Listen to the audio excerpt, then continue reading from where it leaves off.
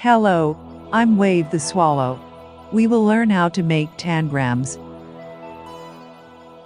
Enjoy the latest update to new background. You know, the tangram is a dissection puzzle consisting of 7 flat shapes, called tans, which are put together to form shapes. In Chinese, we say, qi xiao bian, meaning 7 boards of skill. In a formation of square, its dimensions are 4 by 4. 5 which are right-angled triangles with different sizes, 2 are parallelogram and square. As soon as you make a Pythagoras rule in mathematics, let's take the smaller right-angled triangle. One side is of 2 units, we call the hypotenuse. The other 2 sides have to find. This can be written as 2 times the square length equals 4. Each length, perpendicular to each other, will now have square root of 2 units. Similarly, you can find the rest of these shapes can be applied as some equal length.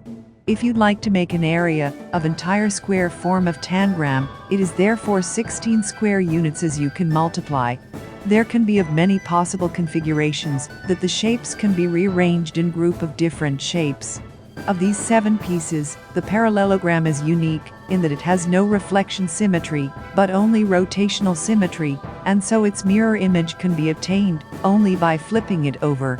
Thus, it is the only piece that may need to be flipped when forming certain shapes. For example, let us transform into bird. Its head is of small triangle, wings are of large triangle, and its rest of body have 3 different shapes. Any style you can find out, like cat, or swan, or fish, or any other shapes you can try. For more details, you like to learn the concepts of tangram, log on to tangramchannel.com so you know how to make shapes using tangrams. Like, comment, and subscribe now.